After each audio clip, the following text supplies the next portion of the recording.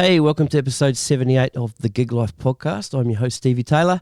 Now, before we chat to Emma Pask, I just wanted to remind you that you can subscribe to the Gig Life podcast. Go to thegiglifepodcast.com, scroll to the bottom of the first page and click on that red button.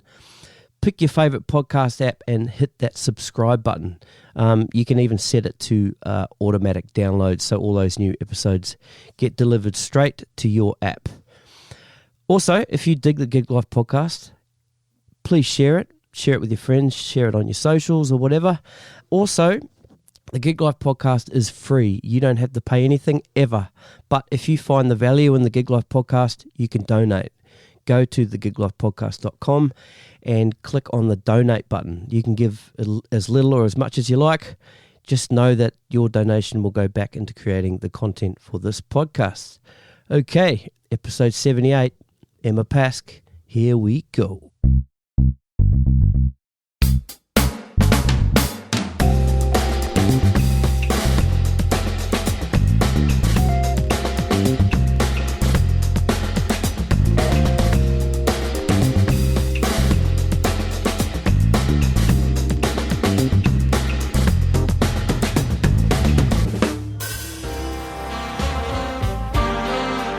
Still in peace for the reeds. I see the road. I see that road that leads me back to you. Oh, Georgia. My guest today is Emma Pask. Award-winning vocalist Emma Pask has firmly established herself as one of Australia's favourite voices in jazz. Her effortless, honest stage presence, combined with her powerful vocal ability, leaves audiences spellbound and inspired whenever she takes the stage. While Emma's voice and style are unique and individually her own, her performances are reminiscent of the classic era of jazz, when swing was top of the charts. Her talent was first spotted by internationally renowned jazz great James Morrison when she was just 16 years old. She joined his band as the lead vocalist at 16 and went on to spend a solid 20 years touring the world with Morrison. In 2013, Emma was asked to try out for the season 2 of The Voice. Then promised by Ricky Martin to sing on his album. That didn't happen. She secured a record deal with Universal. That didn't quite go to plan either. But after an amicable split with the record company, Emma was again an independent artist. Also add to all of that, there's solo records, tours all around the world, and always high praise for her band and musicians she works with. And did you know that Emma was the voice of Dorothy the Dinosaur? We talked about all that stuff. I also asked her about her vocal technique, her vocal scatting, which is a part of Emma's sound. We were supposed to meet up in person for this podcast, but COVID-19 hit, so we connected via the video. So please excuse the sound quality in some places. As the great jazz virtuoso James Morrison says of Emma, whilst it's fashionable to be a jazz singer these days, she's the real deal. So ladies and gentlemen, please put your hands together for Emma Pask. Cheers. Just an old sweet song keeps Georgia on my mind. Georgia on my mind.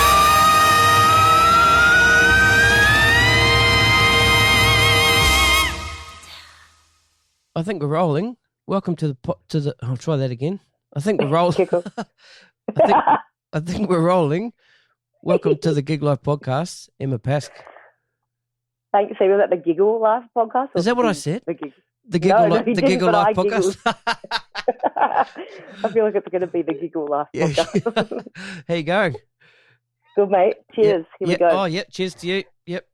Yep. Awesome. But no one can see what we're doing. But No, we're cheersing. Yeah, I got a beer and Emma's got a wine. So we're in the midst of this whole COVID-19 thing. Yeah, heavy. It is heavy. Can you tell us the impact that that's had on your career, your work? I'm glad we've got this red wine and beer. You've got a beer? I've got a beer. Yeah. Not that it's my crux. I don't need to lean on alcohol. But, yeah, well, gosh, the effect. I mean, now we're sort of, a couple of weeks in, aren't we, really, to our Australian awareness Yep. as a country.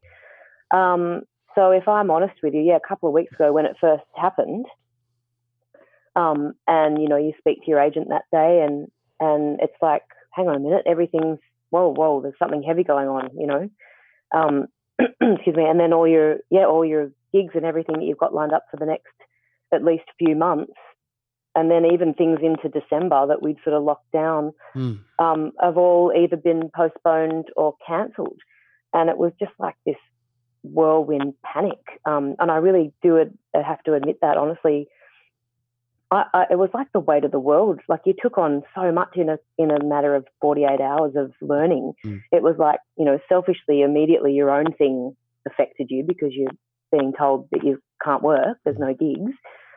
And then as more information comes to you by the minute or the hour, you're finding out what a global pandemic this is and how many people are suffering.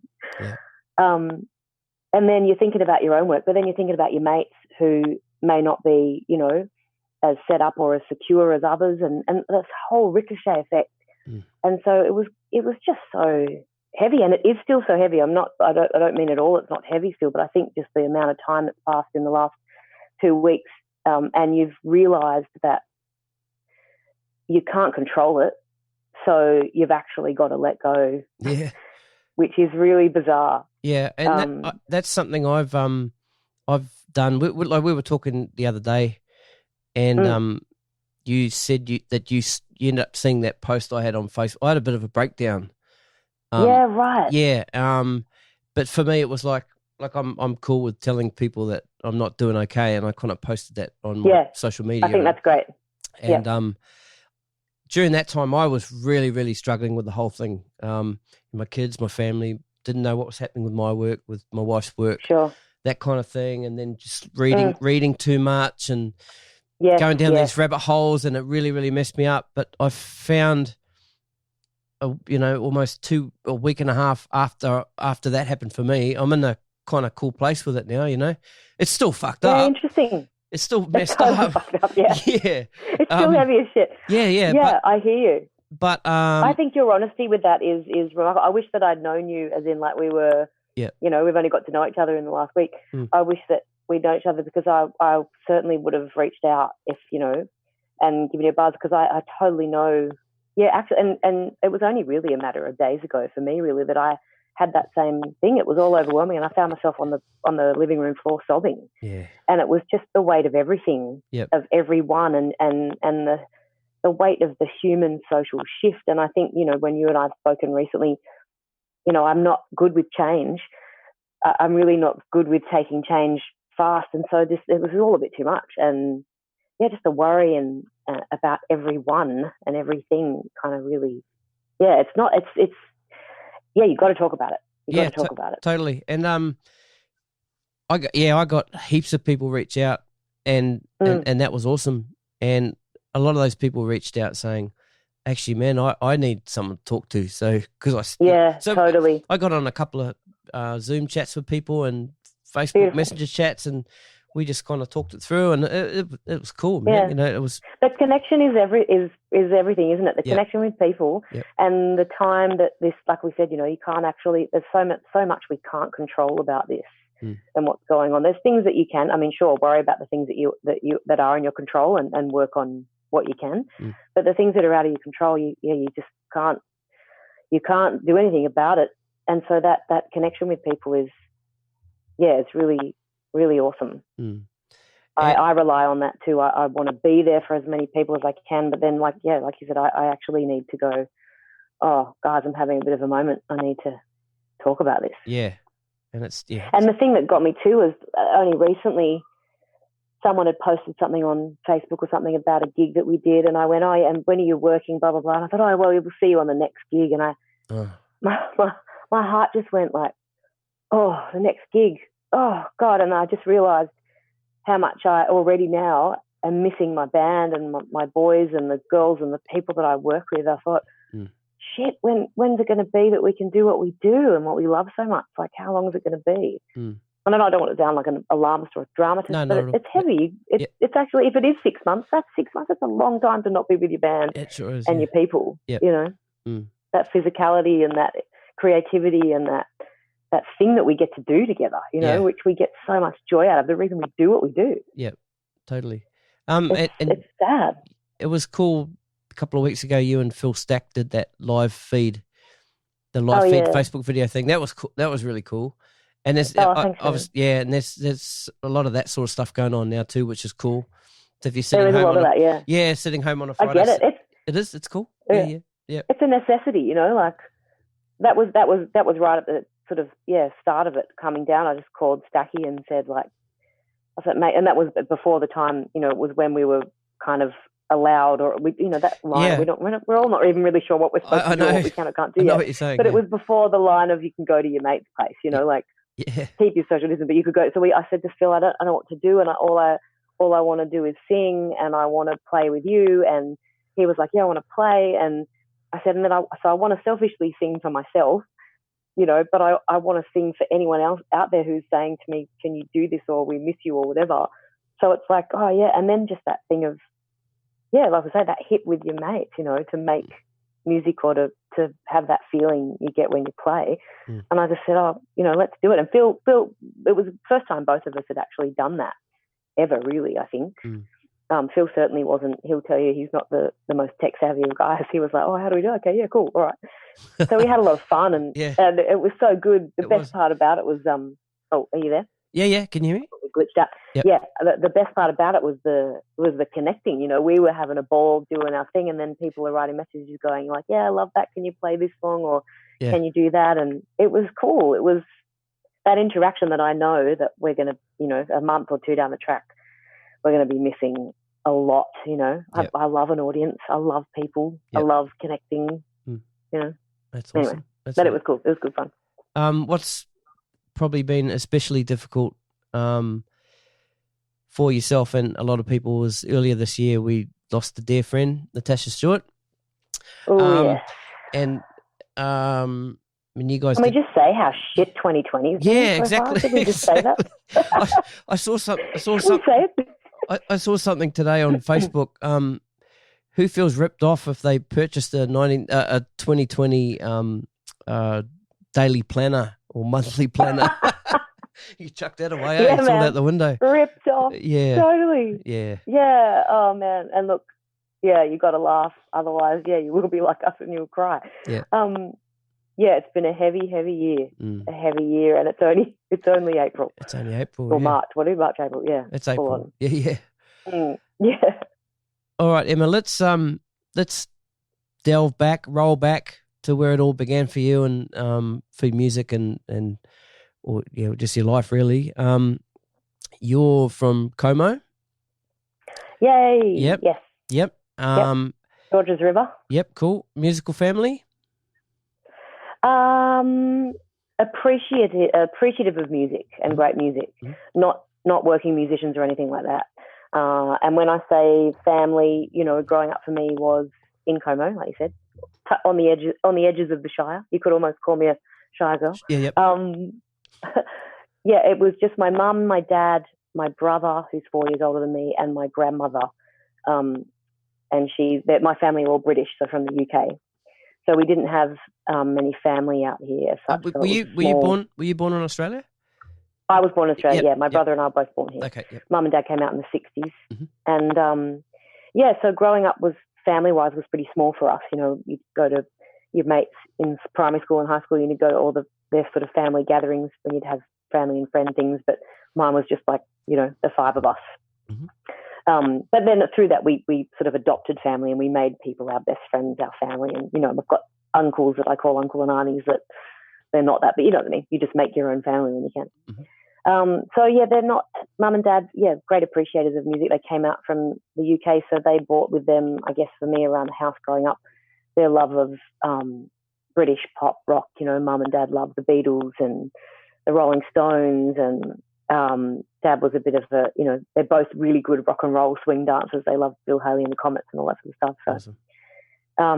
And then fortunately for me too, they really loved Louis Armstrong, and mum's favourite singer is Frank Sinatra. And so they weren't like heavy musos at all. They were just lovers of the music that they dug. And I really dug it too, which was cool. So they were kind of rock and roll and a little bit of jazz in there as well. Was there some particular jazz singers that you were kind of starting to catch on to, thinking that I really, really dig this stuff? Yeah, in the early days, like when I was young, sort of primary school days young, it would have been, excuse me, it would have been I remember a record of Dad's. He had this Louis Armstrong best of record, so I do remember that very vividly.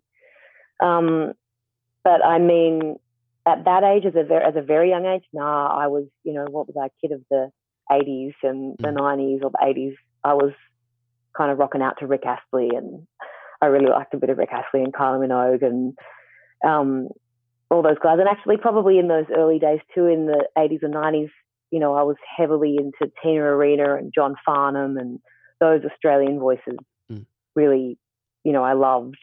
Ella Fitzgerald probably was introduced to me early days, like in sort of late primary school days, with Mum loving Ella and Frank and Louie and Bing Crosby, and we'd hear all those sorts of classics. Bit of Dinah Washington, but it wasn't probably till high school when I started high school in 1990, and my high school music teacher, Anthony Gullick, it was his first year. He would have been studying to be a teacher, and then he got his first posting to school in 1990 at my high school, Kirrawee High School, when I started year 7. So it was like his first gig, me starting high school, and we clicked straight up. I was in his year 7 music class, and he was the one who really, I think he saw a glimmer in me, or he could see my expression of interest in things that he was playing, or I might say, oh yeah, Mum's got that record, or Dad's got that thing, and he'd be like, oh, how do you know so and so? And I'd be like, oh, Mum used to play that around the house, and then he'd go, oh, if you like that, we'll check this out. And so he was really instrumental in exposing me to a lot of great music. Was it always singing? Did you ever try and start playing an instrument like piano, or was it just always vocal? I did try. I did try.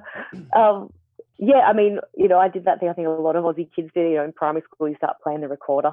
That was the instrument. Maybe it's now, I think I'm hearing it's ukuleles or something they're moving to now for kids in primary school. But it was always the recorder for us. I played the recorder and I bloody loved it, in primary school. Speech nights, recorder. I went on to parents, the bass recorder. Parents don't like it. Don't like recorders. Hang on, I'm just going to... Funny that. See, my kids... Your kids play it? Yeah. My mum bought my kids some recorders, and one day the recorders disappeared because... hang on a sec. No. Hang on. I've actually got them hidden in my... Shut up! hidden in my studio. My kids don't know this, and if they find them, we're in trouble, Oh no, you rat bag. That's how much you hate them. I love it. Oh, but it was cool. It was cool to start with, but yeah, right. But you got to move on, mate. You got to move to the saxophone. You do, yeah, totally. My recorder is still in its original green little flat pack at my parents' place. I would have seen it within the last few years. I've seen it there. And the top lip sort of folds over where the mouth is. Yeah. Love it. Yeah, so record you rat bag. I love it. So it was recorded for me, and then when I started in 1990 in high school, and I with that awesome music teacher, which I am so appreciative. I actually really do. I say it to a lot of people, when I talk about music and life and all those things, that I really don't know if I would. I like to think I would be, but I don't know if I would be doing what I do today if it wasn't for him. He had such a huge impact, not only on me, too. Other schools, other kids that went to the school.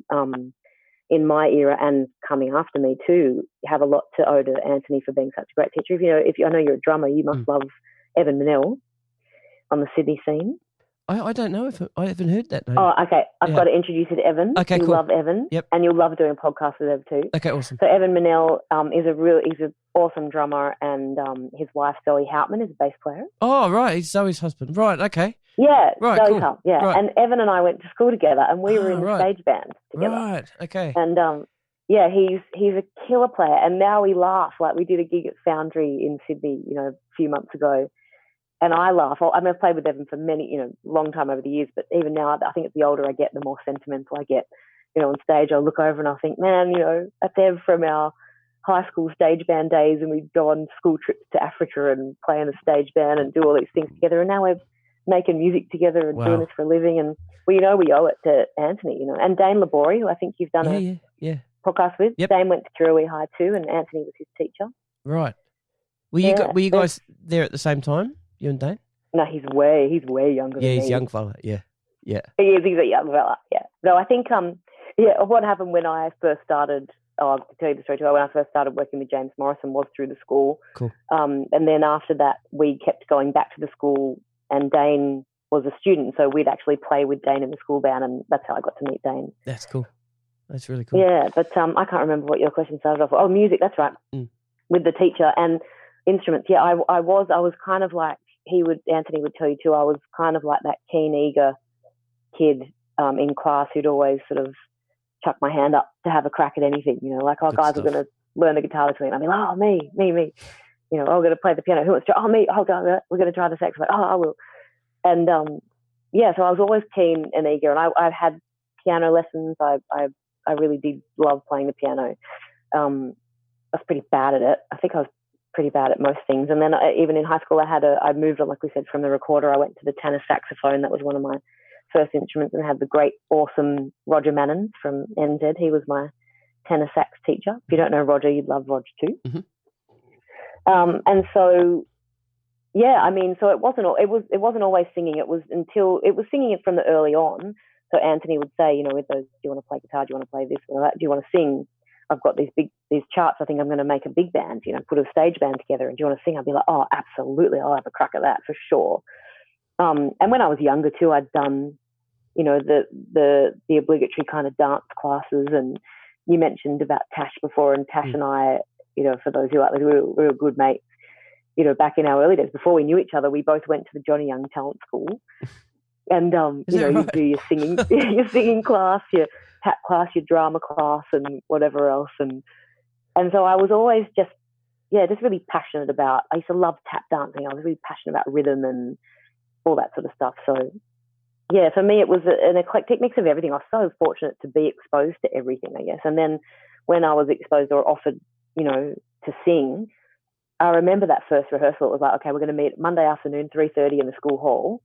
And I've got I remember him saying to me, we've got this big band chart, and it's, I'm pretty sure it was, I have to say, I'm sure it was 1990. I should check when it was out, because it was around, if my memory serves me correctly, it was around that time that Harry Connick Jr. kind of hit the scene with his big band. Right. And he had this arrangement of It Had to Be You, which, it's an old standard, but Harry had done it, and we had that exact arrangement.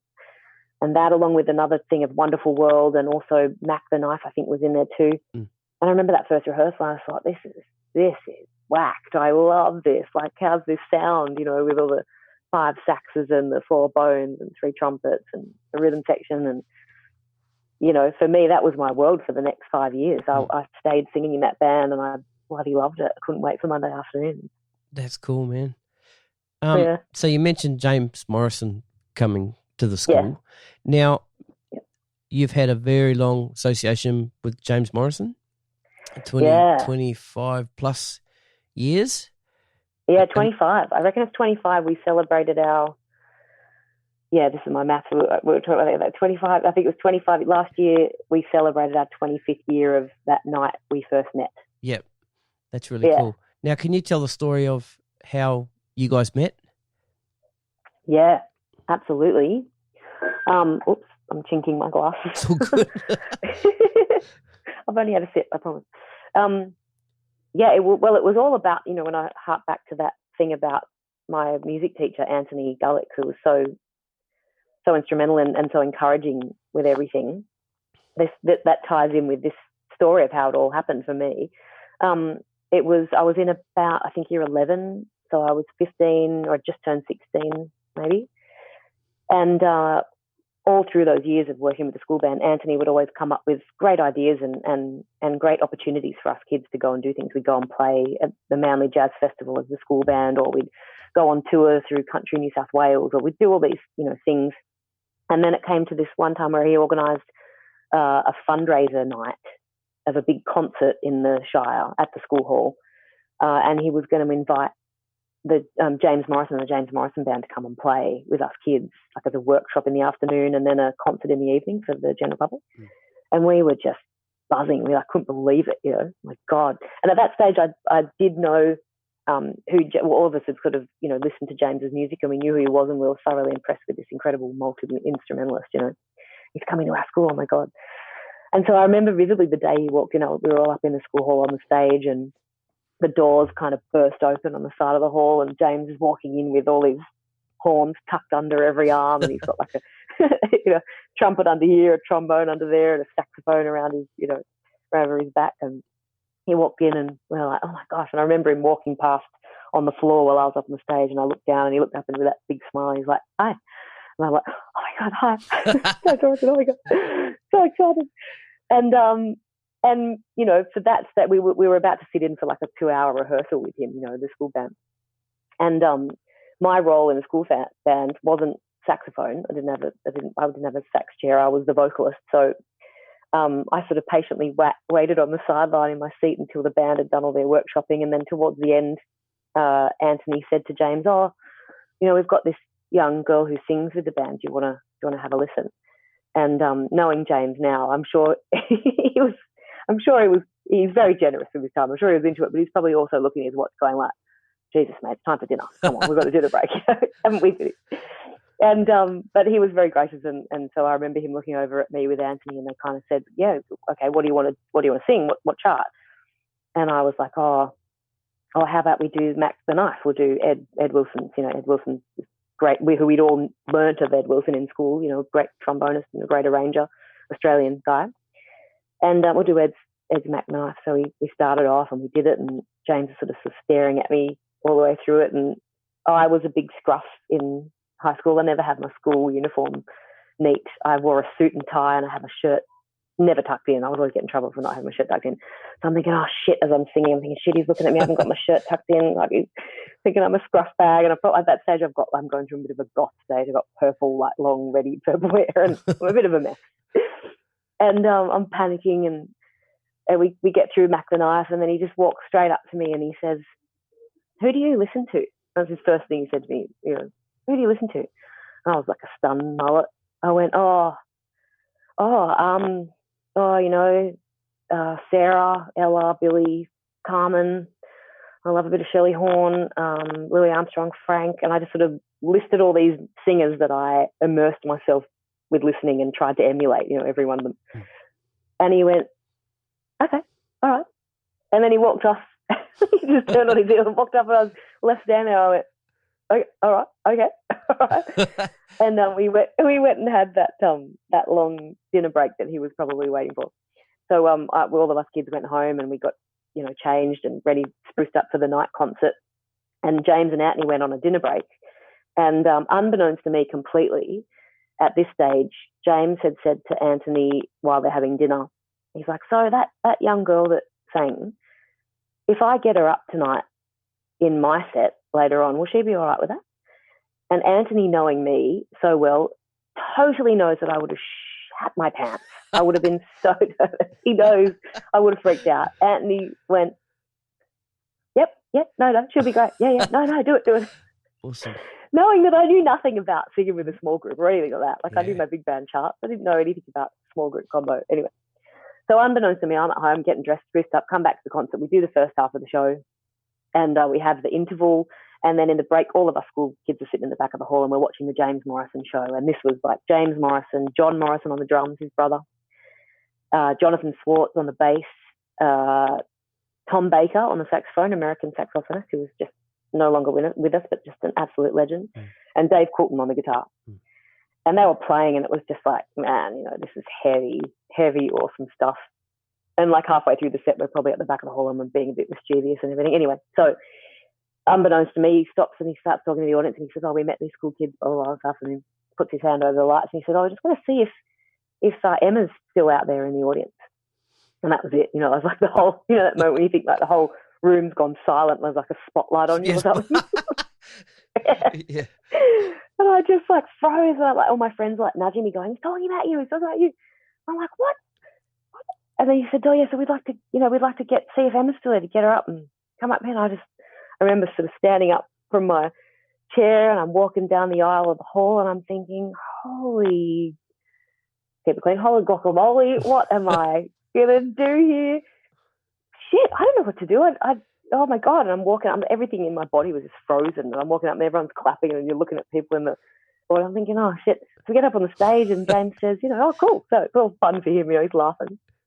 He says, yes, oh cool. What do you want to do in front of 800 people or something? What do you want to do? And I went, oh, I don't know.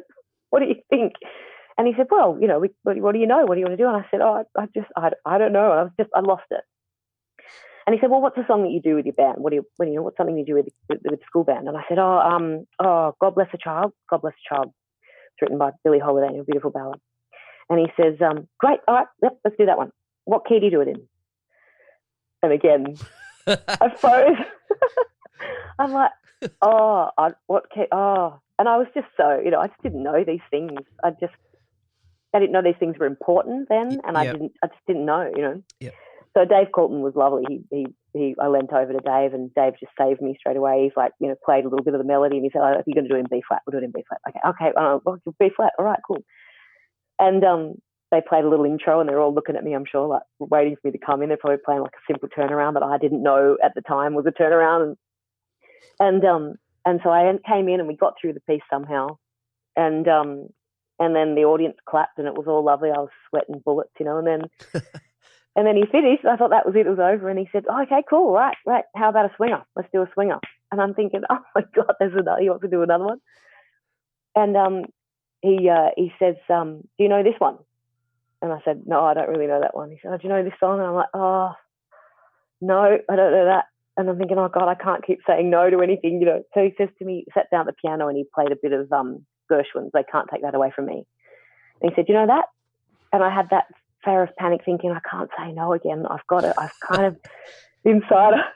I'm thinking, I know a bit of it. I know Mum and Dad have played that great Ella and Louie album around the house. I know the melody. I know some of the lyrics. And so, and at this stage too, my beautiful parents were there in the hall, and my mum, as many of my mates know my mum. You don't know my mum yet, Stevie, but she's sweet and lovely. And she, when I said before, they're not musical, but my mum knows every bloody lyric to most jazz standards. She knows them all. So she's my go-to for things. So she looked up at me from about the fourth row. She's so shy. She looked up at me from the fourth row on stage, and she's panicking just as much as me. And she's like mouthing to me, you don't know that one. I'm like, yeah, no, I don't know that. I know it. And no word of a lie, she helped me through that by miming and sort of lip syncing the words with me sort of a bit ahead of time, and making a thing like the way you wear your hat, the way you sip your tea, the way you hold your knife, like doing all the actions, So, like as quietly as inconspicuously as you could, just held me through it, and yeah, we somehow got through it, and that was the end of the night. And yeah, I learnt so much in the space of 20 minutes. Yeah. That I thought, and I was taking notes. I was like, shit, I've got to know about this stuff, like keys and whatever, and tempos and setting. I just didn't know anything about anything, much. I was just having a ball. So I went, home that night, a bit of a high. We had a chat with James after, a bit of a party, a school band party with James, and he asked me lots more questions through the party, and then we went home, and it wasn't until the next week, and I was walking around the school the next day with a bit of a spring in my step, thinking, wow, did you see that shit that happened last night? That was amazing, And then it was like the next week, I was coming home from school, and I was home early, chucked my school bag on the kitchen floor, and the phone rang, and it was Roy Ferrin, who at the time was James's sort of manager or booking agent. He's an American, but an Aussie as well, trombonist in the scene. And, this voice, booming American voice, oh, hi, Emma, this is Roy Ferrin from James Morrison's office. And I was like, shit, okay, cool. And he said, James met you last week, and he's got a gig coming up your way next week, and he wants you to be the vocalist on a gig. He wants you to come. And I was like, what? Trying to keep my cool. And he says, so it's at this place, it's at this hall, and this is the theater, and it's whatever, be there at 4:30, have a couple of songs up your sleeve, maybe think about that, and we're going to pay you, we're going to pay you $150 or whatever it was at the time. And I was like, that is all the money in the world. Yeah. Oh my God. Yeah. You're going to pay me for this? I don't know what I'm doing. Like, this is crazy. And that was it. So I rocked up for the gig next week, and I was so nervous and so scared. And James and John, and at that stage, I think that gig was Natalie Morrison, his wife, on the bass, and it was just so casual, and no one really cared much, and was backstage, and I was sort of really nervous and worried about what I'm going to do, and everyone kind of kept it. James and John were sitting there looking through flying magazines or boating and car mags, and not a care in the world. And I was like, oh, so what should we talk about? What we're gonna what we're going to sing? Or no, we'll get to that. It was just so casual. And that was it. Then at that night, from that night, it sort of lasted 25 years. Wow. It was nuts. That's awesome. Crazy. So I kind of learnt what I do on the road, pretty much. Yeah. So after that first gig, how long, like after that, was he saying, well, actually, I want you in the band now, and I've got this lined up and this and... Yeah, I think from memory, it kind of just flowed. Like, I reckon there must have been, you'd have to ask him, he might recall it better than me because I was just a school kid, like hyped up and freaking out and nervous and had so much else going on. He was, I think for him maybe, and we've chatted obviously over the years, I think what he heard and what he says he heard back then was potential. Okay. I think he said he liked my groove and he liked the way I place things and stuff like that and my time feel. And I think it was probably a bit of a probation period, maybe. Okay. I don't know. He was thinking that. He might have put me on a few. But, I mean, having said that, within months, I really do recall, it was certainly within the first year, the first half of, maybe first 6 months, we were at the Opera House recording an album live at the Opera House. Wow. I'm pretty sure Don Burrows was on that too. And we were on tour with the big band. I remember it must have been that was in 94. I reckon it was in 1994 we went on big band tour. And in that big band, it was like Ed Wilson was in the big band. I was freaking out. Like, this is the guy with, the trombone player. That was that arranger of Mac the Knife. He's in the band. What? So I reckon it was pretty soon. Like and then it all just flowed for me. It just felt like it just kept getting more and more, bigger and bigger. And then at high school, the next year, I was on tour with the band as well, all through my HSC. And so I think there was probably a probational period, but for me, it felt like a lot. I was always asking the principal for time off and. He was such a huge fan of James Morrison. It was great. Cool. You need time off for that? Yeah, sure. Yeah, James, tell him I said hi. Can you get him to sign this? That's right. Can he sign this CD? Yeah, that's right. As long as you do your maths homework, you're all right. That's it. Yeah, so... How did you go managing that with the HSC? You just said that you would... Was that difficult? Having to manage that? Or were you thinking... I don't think so. Were you thinking at that time you wanted to be a professional singer and... stuff this the school thing? I don't know what I was thinking. Yeah, I mean, at that stage too, when that happened, when it happened in year 11, I didn't actually know that you could be a professional singer. Right. Like I said, I grew up with all that music and all those people I was listening to, and I was influenced by, and you'd see your Tina Arenas, and I remember going. Like, one of the big things for me was going to see Jesus Christ Superstar with John Farnham and Kate Sobrano, and that was like huge to me. So I'd go and see all these concerts, and I see people doing this, but it didn't really click to me that I could be that, or it would be an option. And I think maybe my parents never really thought that. My mum always thought that I would go to business school and, do a degree on something or other. Or my dad thought I might be in travel because he was in travel. Like, they never really thought that music was going to be until I met James. Obviously, that was like a whole new world. But it wasn't difficult for me, and I loved high school too. I've got to admit. I think it was because of that musical. And drama. I loved theatre. I loved acting in school as well. So I think for me, school I loved. The HSC, it was hard. Sure, it was difficult, but I was doing drama, music, Japanese, which I loved, maths and English, stuff like that. So, and I was in such a great pocket. I loved all the guys that I was at school with. The music room was my haven at lunchtime and recess and all that stuff. So I didn't have a hard time through it. And I remember, I mean, I probably didn't do particularly well in my HSC, but I didn't really care, I didn't mind. Performance was okay in music. Drama was good. I got into certain, offstage performance things from your HSC performances, which I loved. And sort of then I was starting to think, oh yeah, this creative thing, this is pretty cool. And then of course working with James and you're getting paid and you're being a singer, it was like that slow transition into this is my job. I had other jobs at the time. I was working in a clothes store as a teenager and I'd work as a waitress somewhere else. But all those jobs sort of fell by the wayside. And not through any malice, but people would say, oh, look, you're asking for too much time off. You've got to go away with James Morrison for that weekend and that weekend. We can't keep you on, So I kept losing my jobs that way.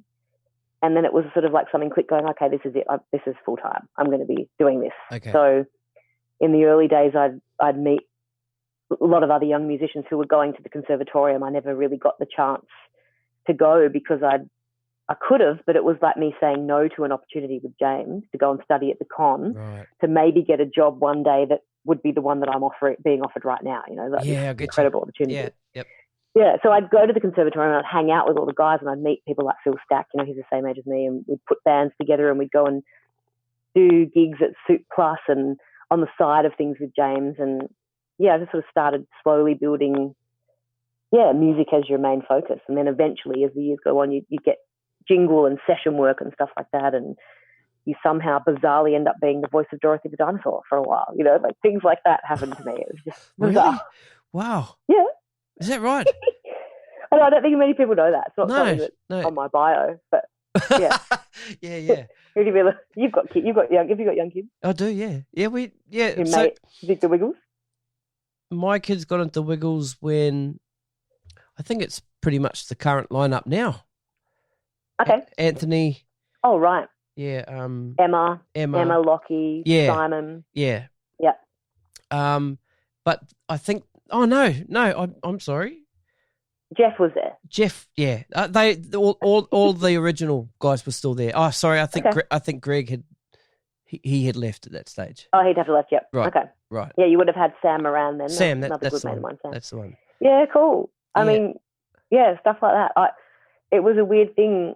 I'd be in those early days of, you know, you start working with James Morrison and it opens up this world of you know, opportunity for you. It's incredible. And I still feel, and I did feel, and I felt for a very long time, you know, very unworthy of having the position that I had. It was like, because I really didn't know, I hadn't studied hard. I didn't know what it was like to be a lead vocalist, or, you know, I'd missed the intros. I'd missed the turnaround that the guys are playing. You know, I couldn't hear a simple 365 or something like that. And I just wasn't on. And for a long time, I mean, whatever I learned and whatever I messed up, I tried to find out, like, you know, and saying, throwing it back to like learning a key. What key I just made that was like my mission. I was like, I've got to find out what key I sing every song, and I want to be prepared, and I don't want to mess anyone up. I want everyone to be cool, you know, like.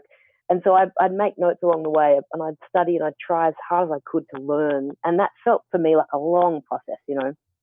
I loved every minute of it, but I always felt really unworthy of a lot of things. But so you'd get offered things from people, and you'd meet people, and you think, oh, I don't know if I could do that. Or, you know, maybe you think I'm a bit better than I am, or I don't know. And so I used to go on the Bert Newton show back in those days. You know, they'd ask you to come on down in Melbourne. They'd fly you down, and you'd sing a song with. I met wonderful John Foreman, you know, on piano, and I loved John. Was great. He was great. We'd do some things there, and one of those shows, the Wiggles were starting out. It must have been, they're around 20, 25 years too, I reckon, since they started.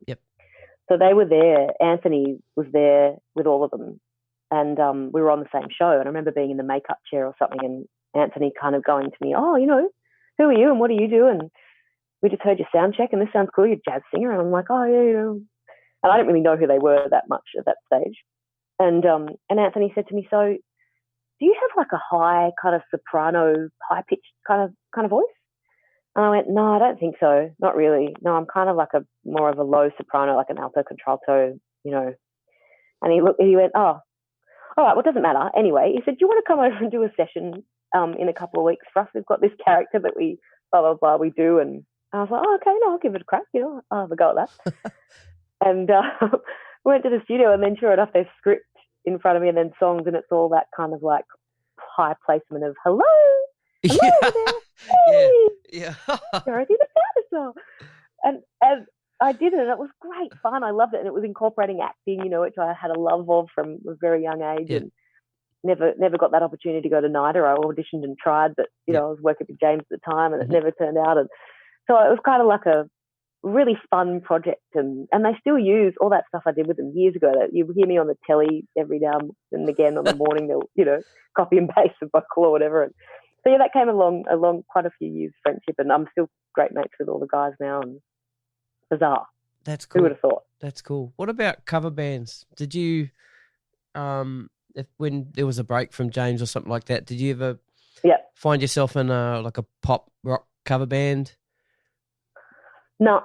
I never. No, not from like not wanting to or anything, but I guess it never really came about. Like, you know, I've said to you before, hanging out with the guys that I hung out, we'd put sort of jazz combos together, and we'd do we'd do something. I mean, I'd love it. I loved, as the older I got and through the high school years ending and then going into working with James, and the more people that you'd meet and the more musicians you'd meet, I was exposed to more Australian music and, starting to love that. I'd go to festivals and I'd hear bands like Dig, with Cameron Undy at the helm, who's a great mate of mine now, and a band called Banana, which another really awesome Aussie vocalist called Lily Dior fronted with Pete Zogafarkas on guitar, and they were kind of like funk groove bands, and I loved it. I loved it all, but I never thought that I was, suited to it or, I never really had the opportunity, I guess, to do it. So I was just more focused on swinging out with people like, Phil Stack and Ben Roston, and Steve Payton was one of the first trios that we formed, and we play at Soup Plus, and just that was that kind of ground too for while you're working with James. Like I said, I didn't really know much, in the early days. It was groundwork for me to hang with these guys and make music, and we'd play standards. So I was kind of learning the repertoire and having little clubs around Sydney to sort of, practice it out at. I, met some other great guys, Darren Archer, keyboard player, Matt Keegan, Dave Goodman on the drums, and we'd form bands and we'd do sort of, we'd cover all the sort of modern jazz that we were hearing that we loved at the time, and we'd sort of transcribe stuff, and we'd play gigs in cafes in King's Cross. And Dave Goodman, I remember him asking me, do you know Dave Goodman, drummer? Yeah. He's fab. He's a good mate too. I remember for his recital at the con, he asked me to do some transcription of a standard that Betty Carter had done, and for me that was like, Betty Carter's this heavyweight bop jazz goddess, and I felt so out of my depth, but I loved it. I loved giving it a crack. So for me it was always I loved listening to it, loved listening to groove and funk and pop and rock. It was always all around me, but when it came to singing, I was kind of always doing swinging groovy stuff. Speaking of Dave Goodman, I remember something. I just tickled a memory then. Yeah, I love that. Trying to think how many years ago it would have been. My youngest daughter would have still been. She was still in the pram, so that would have been maybe 5 or 6 years ago. 5 years ago, I reckon. Okay. Yeah. You played at me? Yep. Oh. You played at a Christmas gig in Hyde Park. Oh, beautiful, yeah. Dave was playing drums. Oh, yeah. Nice. And it's funny you mentioned the Wiggles before, because I think before or after you played, Greg Page had a little thing. He had a show. And I do remember. And High Five were on that as well. And because we'd gone and just the kids wanted to see High Five live.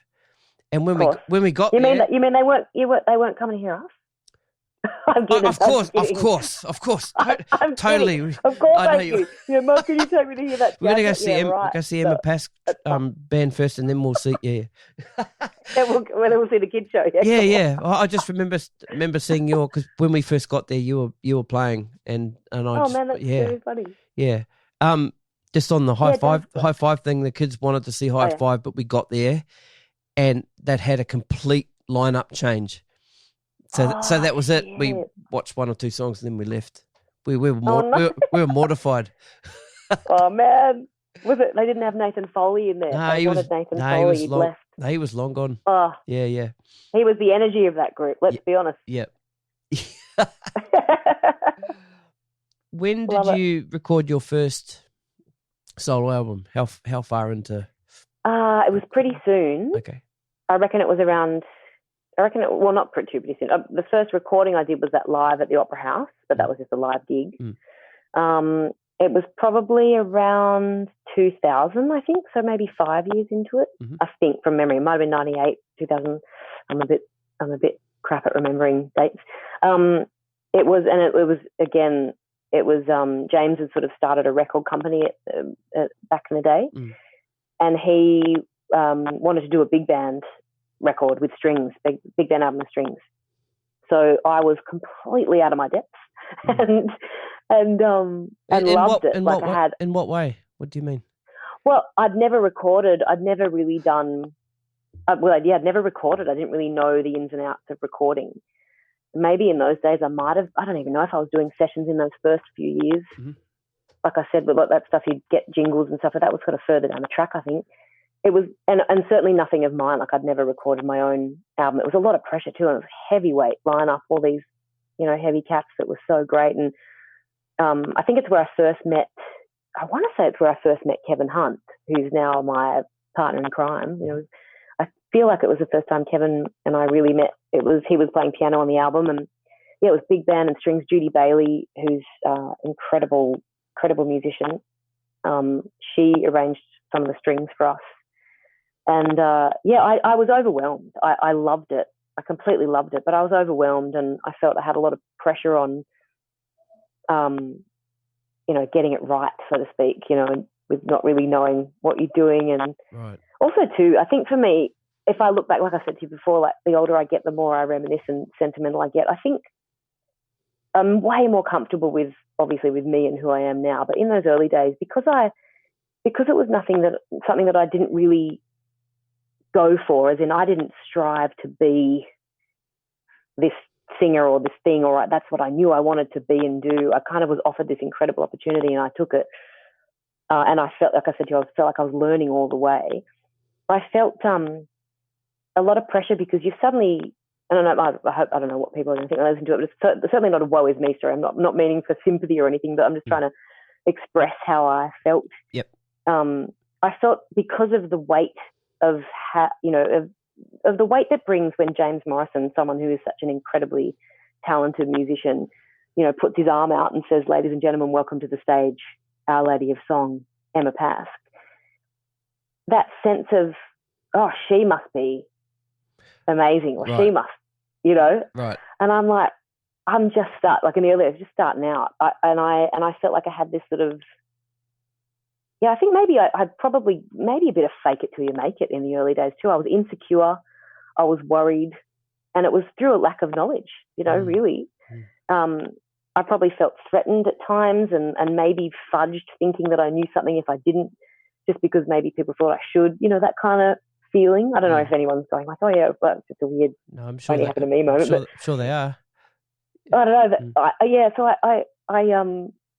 So the recording an album for me was, again, another one of that moment. It's like, overwhelming. This is huge. I don't really know if I know what I'm doing here, but I don't know. He wants me to do it. He's asked me. He's got incredible. I'll give it a crack. You know, I'll do my best and see if it's good enough. So that was my first experience, and then the second album we did after that, a few years after that, was a small group quartet thing. And I probably started feeling, you know, as the years went on, I felt a bit more comfortable, and I'd learnt more things, and I had more musicality under my belt, so to speak. And yeah, so, but I don't think I felt anywhere near as centered and settled vocally as I do now. Yep. Like, I feel pretty, you know, I'm 42 and I've done a lot in 25 years. Yep. A lot of that, and still currently, is learning, but I feel like I'm in a place vocally where I know my instrument pretty well now, and I know what I'm doing. Yeah, so it took a long time to get there, though. It really did. It took a long time. And I still... Yeah. Sorry. Oh, Go sorry. ahead. Yeah, I was going to say that second album, was that just you out on your own with your band at that stage? Or no, that was still James. James, yep. Yeah, it was still another one under his label called This Madness Called Love. So it was James, and we had beautiful Dave Blencorn on the drums. I'd met a new drummer, like we were saying, putting those bands together and working with young guys. Craig Simon was a drummer on the scene, who I met and started playing with him, and Phil Stack. And so I'd say to James, you know, come and hear me play with Craig Simon, and I really want to put Craig on this album. I think you love Craig. And so I remember James came to the Wine Bank in those days and heard me play with the guys. And and so Craig joined James's band after that too. After James heard Craig on the drums, he joined the band. And the James Morrison band over the 25 years has had such a morphing of people. I met so many different people, and Phil joined the band as well on the bass for many years. And so I met a lot of people that way. But it wasn't until I released an album of mine called Some Other Spring, which I feel was about 2010. That was my first baby that I self-funded and self-produced, and did record it at Morrison Studios. James had the great studio, which I hired. Yep. And he actually played piano on half of it, and I had Kevin Hunt on the other half. And I had two bands. It was like James's band that we'd do all our repertoire with, and then my band, which was Kevin and Tim Firth on the drums. Yep. Andrew Dickerson as well on that album. So yeah, it was kind of like the melding of two bands, and that was my first project, and I loved doing that. It was really exciting. That's cool. Now, yeah, much better place. Yeah, that's cool. You did an interview in 2014 talking a little bit about The Voice, because you were asked to join The Voice season 2. Well, yeah, after audition, audition. Sorry, so you were sort of headhunted. Hey, we want you to come and audition for The Voice. Yeah. It just made me think, why you wanted to do that, and I ended up finding a quote that you said in an interview. I can't exactly remember where it was, but I might I'll find that and put that in the show notes. So you said here, for me, entering The Voice was a way for me to create longevity and expose myself in a way. And then you said you're definitely comfortable with the experience and it put you back on your toes again. Right. So what do you mean by that, put you back on your toes again? Did you feel like you were getting a little bit too comfortable? Things were a little bit... probably. Maybe not comfortable. Yep. Like not comfortable, but maybe just, by that stage, 2013, by that stage I'd been with James for about, 19 or 20 years or something, or maybe, can't remember. Was it about, there's my maths again. It had been a long time, a long career with him. And when the first season came out too, I must admit, that first season came out and I was on the road, with the band that time, and I was thinking, gosh, how mortifying. I'd be petrified of doing something like that. Right. How scary. I remember seeing it thinking, my God, you're putting yourself on the line and singing and to 4 people with their backs turned to you and hoping that someone might like you and press a button. Oh my God, mortifying. I'd die. I'd never do that. I couldn't do it. And so it was certainly something I wasn't thinking of then. But then, like you said, you get, a couple of people that in the industry were working as producers at the time, and they, it's well known, they ask people, they don't give you any special treatment whatsoever, but they just say to you, hey, do you want to audition? And you go through the same channels as everyone else. You're on an equal playing field. Yep. And I think that's what I dug. Yep. I think that's what I thought, okay, I knew nothing about it, how it worked. I didn't know it was, this sort of, no one really knew about this reality TV show, what it was going to be like. No one knew the inside of it. So you're on an even playing field with everyone else. And that was really appealing to me. And so I thought, well, yeah. And then I thought to myself too, I wonder, I had that initial panic of hopefully they'll want me to represent my genre. Because, you asked me before I was in cover bands. No, I've never really done that stuff. Love it. I'm a lover of all sorts of music and certainly know my pop music, but I've never sung it, I've professionally. Anyway, so I just thought, and then the other thing that came into my mind was, I was saying I never thought I'd do it. Then I thought, well, I have had these incredible 20 years with James, like 20 years, it's a long time. If I had my way, I mentioned to you before about change, I'm not great with change, I could quite happily and complacently be in this band and do my thing with him until I'm 80. I reckon, and they say, as a jazz singer, you don't often hit your peak until you're 60 or 70, and had a couple of marriages and all those things. So, hopefully that's not the case. But I could easily do this. Or also too, I'm traveling around the world with James. I've had such an incredible experience with him. So many doors have been open, and we've been to so many different places, and we've played some incredible gigs and met some, wonderful people. And I just, how do I get longevity out of this? How do I see another 20 years of doing what I do, whether it be with James, and that's his choice, you know what I mean? Like I don't have control over that. If he wants to work with me, I'm lucky and I'm appreciative. If he decides not to, then I'm done. Yep. Not done, but you know what I mean? Then Gotcha. I've got to, this is not the way it should be. I shouldn't rely on that.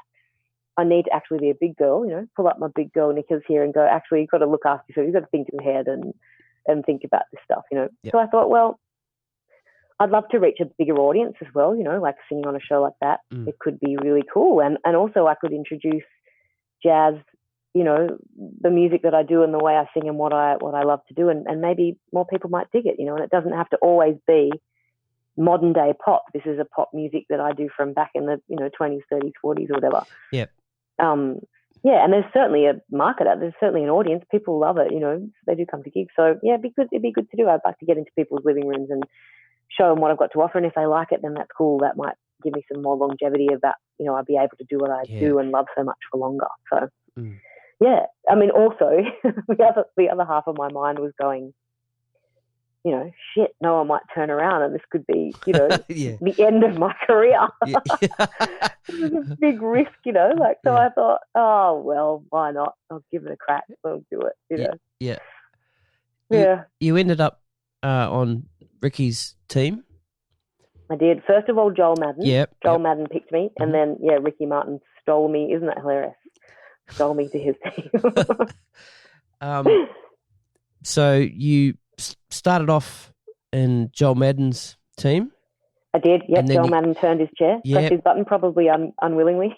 He did. Well, I wouldn't say that. That's pretty harsh. No, that's very harsh. It's terrible of me to say that. He turned it, he did. He was very lovely. Yeah, awesome. And then... but it was in the final seconds. It was like what we said. Right. Like, it was like literally the final seconds of me getting to the end of Blue Skies, you know, standard. Right. And I remember standing there looking out to the sea of people and I'm singing, you know, Blue Skies smiling at me. And I'm thinking in the pit of my stomach, oh, right, okay, right, this is it. It's all over. What have I done? Yes, done.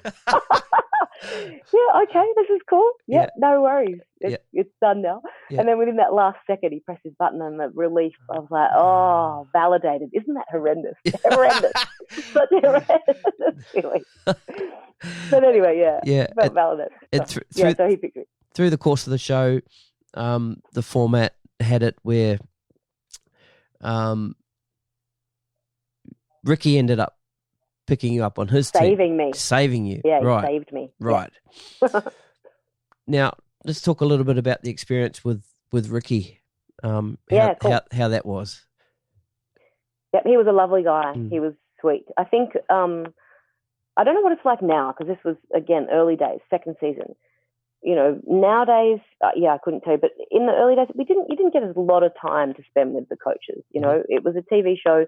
You didn't have a lot of one-on-one time, and especially I only got sort of halfway through, so I didn't have a lot of time with him. But the time I did spend with him, he was really sweet, and I didn't really grasp the fact of what a mega star, you know what I mean, if you're talking about like a Latin American pop star, you know, he's huge.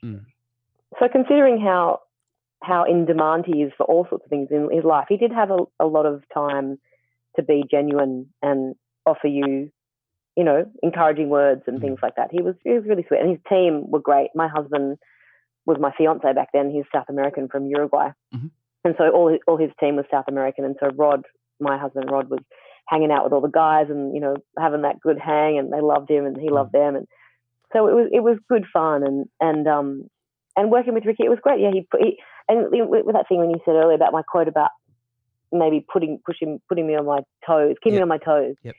It was a live TV gig. You know, it got to the stage where it went to live TV, and for me, I'd never sung. I'd certainly never sung Mas Que Nada, this George Ben tune that I sang, was made famous by Sergio Mendes. Ricky had asked me to do that in English and Portuguese, and for me that was such a huge challenge, which I loved. I look back at it now, I'm sure my pronunciation is, you know, not great, but I love the challenge, and that feeling of that in that pit of your stomach. That's what I was after. I was after that feeling of the music starting and the counting in, and the boys in the band were mates of mine. You know, we'd all worked together over the years. But regardless of all that and that comfort factor, you're still on live TV. You're about to strut down a sort of catwalk and sing something in a foreign language that you'd not had that much time to practice or rehearse or learn. So I it was like a, what do you call it? Like a double-edged sword. I loved it, but I hated it. It was like that feeling of excitement and nerves and pressure, and I loved all that. And so I finished singing that song, and Ricky did that crazy thing where he professed to the world that after I'd sung this Brazilian tune that he wanted me to record with him, and I was on his next album. He was going to make a Brazilian record. And so, I kind of lost it on live TV again. He just made this offer. He said, I want you on my next album. And I was like, what? And the crowd went crazy. And I was like, oh my gosh, this is what I went in for. This is what I said yes. What an incredible opportunity I've put myself on the line and thought, it could go either way. But now I'm sitting here and this is another challenge in my life. How cool, like Ricky Martin, this Latin god, when I've earned a lot of brownie points with the in-laws in South America. Yeah. They went mental. They couldn't believe, like my sister-in-law, both of my sisters-in-law in Uruguay, they could not comprehend that we were going to Ricky Martin's house for dinner. Like they just were sending pics and they were like, what is life? Because he's such a huge star over there, right. I mean, worldwide, but in South America especially, like these guys grew up on him. They just loved him. So, and then when they'd see the show, or Rod would call him and say, oh my God, Ricky's just asked Emma to record with him. She's going to be on his album. I was beside myself. I thought, wow, this is why I said yes.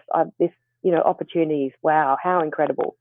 He's a famous pop star. I'm a jazz singer from Sydney.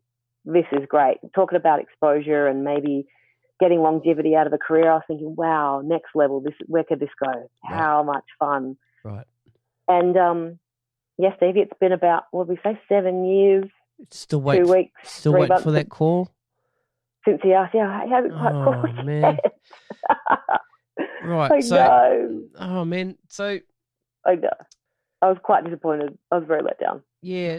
So how did that go about? Did you get any contact from them at all saying, oh, right. I did. Yeah, it wasn't his fault. It wasn't his fault personally. Now knowing the world of recording industries and record companies, now knowing it more than I did then, I get it. It wasn't his fault, man, I was so disappointed. It was about 2 years later that I got confirmation that it wasn't happening. I was doing that thing, I'd do that thing of like the opportunity had happened and it said it was going to be finished, go off air, the cameras would stop and Ricky would be like, this is going to be so exciting. And we'd go over to his place for dinner. Like we said, he was down in Bondi, down the road from us, and have us over dinner and he'd talk about the project. And I'd been booted off the show by now, but he'd say like, he'd play me samples of a track, a Brazilian band that he loved, that he wanted to do it in this vein. And I was like, wow, this is going to be so cool. I can't believe it. And so then he left the country. The show finished. He went back overseas, and I'd keep in touch with his team, who were really lovely. And every now and again, I didn't want to seem like a stalker. Every now and again, I'd drop an email going like, put my hand up, and go, hi guys, it's just remember that if you want to do that thing, like I'm here. Hey, just kind of like trying to jog their memory. And I sort of kept in touch every few months, and it'd be like, yep, cool, we'll get to you. And in that time, I just didn't know what was going to happen. I wasn't quite sure. And it was a couple of years down the track. I'd been signed by that stage afterwards with Universal, and I heard sort of 2 years down the track that Sony, his record company at the time, which was a rival of mine that I'd been signed to, had decided not to go ahead with the Brazilian project. So the whole album wasn't going to be made. And I was devastated. But then like a few months later, he released a Spanish record, and I was like, oh, dude, maybe I could have done something on that. I was like, oh, come on. But record company I realized, politics. Record company politics. It could have been, I certainly didn't think that I would be signed from going on that show. I certainly didn't think I would get a record deal. But yeah, maybe, I don't know. I don't know, Sony, Universal, if they had a stash, or whether it was really Sony just didn't want to do the album, so it sort of fell by the wayside. I was so disappointed though, man. I was just disappointed that, because it seemed like it would be such a cool project and such an incredible opportunity. And I really I moped for a bit longer than I should have on that one. Right. Man, that's killer. All right, let's talk about you signing with Universal then. So how far after the show did you get signed for Universal? Yep. And then what sort of happened from that? Did you do some recordings? Yeah, cool. Yep. I did. Yeah, I did. So the show, that all happened with Ricky, and I was on a big high and thinking that was all going to be cool. And then when the show still had quite a long way to run, like half of it left till it got to the final. And then after it finished going to air, you still had to wait, I think, 3 months until all those contracts that you signed originally were sort of null and void. So they'd keep the option of whether you'd take a management contract or a recording contract. And I just sort of happily got along with life. I should say a positive too that came out of it. I was down in the dumps about Ricky and the project, but one really great thing that he did do for me that night that I did get booted off. He, the album we were just talking about previously, that album that I self-funded and self-produced myself at Some Other Spring with all those boys. the night I got booted off, I don't know if he had a copy of it or if he just said, Ricky said something like, go and support this artist, this independent artist. She's got this album, you know, go and support this girl. And I thought, wow, that's pretty cool, man. You know, it was great that he did that. And literally overnight, that record that I did in 2010, and I've been trying to sell it for 3 years, you know, trying to recoup the money that you've invested, worked so hard to invest in making it. Pretty much overnight, I was able to recoup. Like, the record sales went through the roof. That's awesome. Yeah, all of Australia who watched that show, they bloody bought it, you know. It was so cool. I was overwhelmed again. I was so flattered. And I was so appreciative. Like, it sold, it paid itself off, which was awesome. So I got a huge kick out of that. And that was really, really down to him. That's very cool. Promoting me. And yeah, so that was cool. And so anyway, I did that album. Then it was, I had to wait till the show had finished. And then I thought to myself, you know, Universal aren't going to sign me. Didn't even think twice about it. You know, they're going to sign all the pop acts, you know. But maybe now I'm actually thinking about it. It was probably the fact, this sounds like I'm being really down on myself. I should have more confidence in myself. Maybe the fact that Ricky had offered me that deal, that Universal did choose to option me, only with maybe less than a handful of other artists, they optioned me to put me on their books. And I was like, you want to sign me? Oh my gosh, really? We're going to make like jazz records? This is cool. Like, this could be great. So yeah, the signing happened. I had a great A&R guy, a really nice guy, Peter Carpin, who actually was the A&R guy on and worked on Tina Arena's album, Is It In Deep? One of those incredible, probably many other albums too, but he worked on Chains and Sorrento Moon, that album, all those tunes were on, and that was a big deal. I was like, wow, you know, this guy's, he's been around, he knows some great artists, and wow, this is, again, overwhelming. Yep. So I went in head first. I thought, cool, let's do it. And they wanted to get a record done pretty quick. It was September, October by this stage. And the option was like, hey, do you want to do a Christmas album? And I thought, oh, well, yeah, okay, all right. It wasn't really the first thing I had in my mind. But I thought, no, okay, if they're asking for that, then yeah, sure. And I was really lucky, I have to say again, with them signing me as a jazz artist. I was really lucky in Peter Carpin, especially having faith in me, knowing that I could go into a studio with my band and I could do this myself and deliver them the product. With him having input about repertoire and me bouncing things off with him, but him knowing pretty much that we could do this and he could come to the recording sessions and stuff. But I didn't have to be stepped through it. You know, isn't it funny? Like in 2010, I had no idea what I was, or 2000, I had no idea what I was doing. But now, yep. You know, which is it's a cool bit of growth. I was ready to make this how I wanted to make it and then deliver it to them. Yep. So I had my awesome band. I had, you know, Phil Stack, Kevin Hunt, Tim Firth, who were my boys at the time. And, I had all these ideas about arrangements, and I got together with Kevin and we got it all together, and with Phil and Tim as well. And yeah, we put it down and we released it, a Christmas album, and it was fun. That's cool. It was fun. I'm really proud of it. How well did it do? Did it do good? Yeah. It did all right. It did all right, but a really interesting thing happened, you know, me in the land of record companies. A really interesting happened before they released it was, I can't remember who it was who told me, the team that were working with me, they kind of almost sort of admitted, and this sounds like I'm like, oh, it didn't sell well because of this. For whatever reason, yep.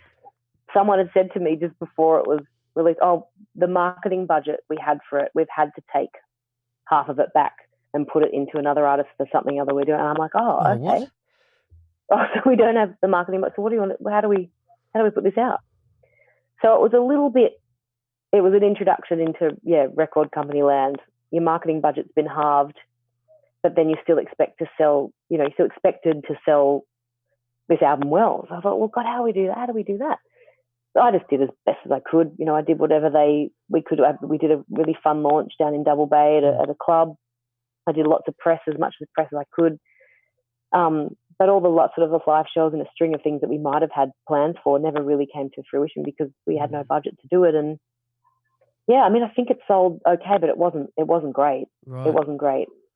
I had a lot of live gigs that year, which was awesome. So I got to play all the tunes, and we did a lot of gigs and stuff. But yeah, it wasn't great, but it was what it was. And and I was pretty disappointed with that whole marketing budget thing. But I thought, okay, well, you just live, you learn, you get on to the next one. I'm optioned for 6 records here, so with no amount of time. I didn't realize that too. The contract was like 6 options, which means like 6 albums, and there was no time limit.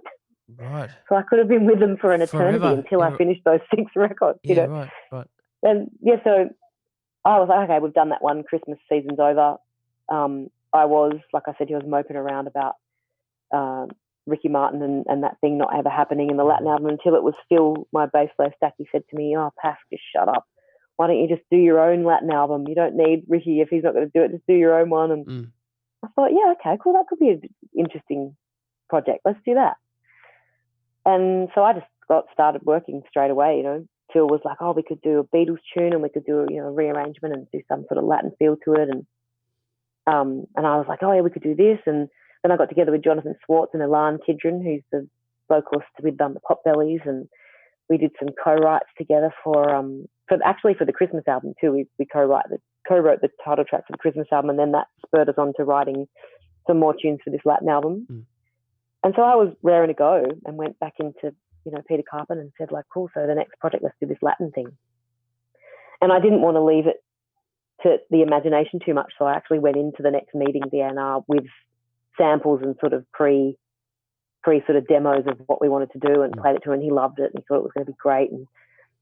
And again, I'm sure this, Peter Carpin was awesome. He was great to work with. It wasn't his hands. I'm sure it was the powers that be up the chain somehow. Right. It got to that point where I was feeling this thing like I was ready to record, and say, okay, let's go in, we'll do this. And I'd get an email back saying, oh, great, we've just got to check on the budget, and time. We'll just wait, just hold on. And I was like, okay, cool, no, let me know when you're ready. And I'd wait a few months, a few weeks even, and drop another email saying, look, I'm ready to go. How do you feel? What do you think? Oh, I've just been checking with accounts, And I was thinking, oh my God, something's up here. This is weird. And again, being really fortunate through my career of having great connections and meeting some incredible people, I had some ex-record company execs and ex-record company, MDs that were friends of mine. And I kind of reached out to a couple of them saying, this is happening. This feels a bit weird. Like, I'm ready to go on the second record, but I'm getting this response that it feels like I'm sort of being, just sort of put on hold a bit. And they were like, that sounds like they're shelving you. And I was like, what does that mean? Shelving. What's shelving? And I guess it was a term that I learnt that, these people sign you, record companies sign you up, and they sign these artists, and then I guess it's like they place you on a shelf, and they've got you locked away. You can't do anything else, but they're not necessarily ready to do anything with you because they haven't got the budget or time ready, or not sure what they're going to do. And I was like, wow, this is a thing. This is terrible. How awful. We're ready to make music the way we live. We play gigs, we tour, we do an album, we tour that album, we sell them on gigs. Like, that's how we make a living. So yeah, it was new to me. So I had really fortunate enough to be these friends that I was getting advice from actually reached out to my A&R guy, with me and them reaching out, sort of just trying to test the waters of what was happening. And sure enough, it kind of was that feeling of like, well, we don't have the green light, so we don't know what to do. So luckily enough, through these conversations of friends sort of helping me out too, they were able to say, look, if you're going to do this, if you're going to shelve Emma, don't, because, she's ready to go. She's ready to go in that studio next week and record the album. She doesn't actually need you guys. It's something that she wants to do and can do. If you're thinking about doing that, don't do it, which they could have easily just said, like, bugger off, we're going to do whatever we want, Yep. But, and I'm sure that's happened to, I shudder to think how many artists that has happened to it, scary. But I was really fortunate. Peter Carpin was awesome. It was a very, very amicable split for me. I was really lucky to kind of go, hey, do you guys want to do this thing? And they were like, look, we do, but I'm like, cool. If you don't, that's cool, because I can go and do this. And, I've been an independent artist. I'm happy to go back there again. Like, this sounds awfully blunt, but it's true. Like, if you're with a record company, the pressure's taken off with you financially. They're going to fund that. They're going to, you're going to have to make it up and work and sell the record to recoup and get the money. But if the funds are up there originally for you, they're ready to go. As an independent artist, that's not the case. You've got to work your butt off and do as many gigs as you can, and maybe ask your dad or your uncle or your grandfather somewhere for a loan. Yep. So for me, it was a treat being with them, and maybe again having that door open to opportunity through a record company. You might meet other acts and other things might happen. But at the end of the day, I was like, well, you know, I can do this. I've done it before. I'll do it on my own. If you're not gonna, if you don't want to do what I'm ready to do, let's call it quits. So luckily, yeah, it was like a amicable split, and signed a piece of paper, me saying like, do I owe you anything? And they're like, no. And I'm like, do you owe me anything? Are we good? Are we all good? And yeah, then it was like this sort of like, see ya, all the best. Oh, that's and awesome. That's really good. Yeah, I felt really unscathed and very fortunate to have come through it like that. Right. So onto and that. then I hit the studio. Yeah, that was my next thing. So how long after that did you get in the studio and record that Latin album? I reckon it was pretty soon. Yep. We were ready to go. It was within months. I think I released that in 2015. So I would have been working on it 2014, probably into early 2015, and I released it in September, I think. So it was it was a quick turnaround. But like I said, we were ready to go. You know, I had all the guys, and I mean, for me financially, I can't remember what I did back then. I think I'd been working enough, and you know, through The Voice, being on the show, I had a lot of work, like a lot of gigs from leaving it, because you'd had your face on national telly, and people wanted to book you for things, which was great. You know, I had a lot of corporate work, a lot of gigs with my band, and it was a really good run. Like it was fruitful, you know, a good fruitful year. I felt really productive, and so I'd saved a lot of money. I'd saved enough money to get into the studio and pay the boys and pay the studio and just make another record, you know. And I bloody loved it. We had fun, and all the guys that I had on the album were really great mates, and we had a wonderful time in the studio, and released it, and it got nominated for an ARIA for Best Jazz Album of the Year, which was awesome. really cool. That's great. Yeah, I was really, really stoked with that. As did the Christmas album too, I think. I think that was nominated too, I think. So yeah, I was kind of, I was really pleased with it. That's awesome. Now that album, Cosita Divina. Did I Cosita Divina? Cosita Divina? Cosita Divina. Cosita Divina. Cosita Divina. Yeah, it's it means, like, you know, when in English, you know, well, you've got kids, you know, and you might sort of grab their cheeks and you kind of go, oh, like, I don't know, it depends how well they've behaved. You cute little thing. Cute little thing. Right. It's the Spanish sort of saying for Cosita Divina. It's what my husband used to always say, and so that's why I wrote that song for him, about him. That's really cool. There's one song, because I was listening to the album the other day, and there's one, there's one song particular, and I listened to it and I went, how the hell did you sing that? So I'm gonna play a little bit of it. All right. I think I know what you're talking about. Can you hear that? Yeah. Right. Yeah. So here it comes. Listen to those boys go. Woo. So the song's called Crickets Sing for Anna Maria. Listen.